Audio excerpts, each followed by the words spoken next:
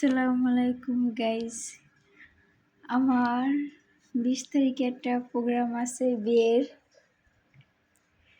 আপনারা এই কমেন্টে জানাবেন আমি কোন সেটটা পরে যাব।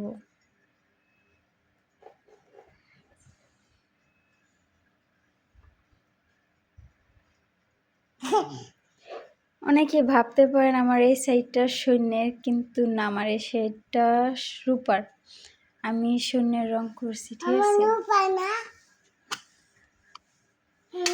তার ভিতরে আছে আমার সিম্পলের ভিতরে। সবাই বলবেন আমি গর্জিয়াস পরবো না সিম্পল পরবো। দেখেন আমার একটা হাতের ব্যাস আছে বাটারফ্লাই। সিম্পল পরবো না গর্জিয়াস পরবো এটা সকলে জানিয়ে দিবেন।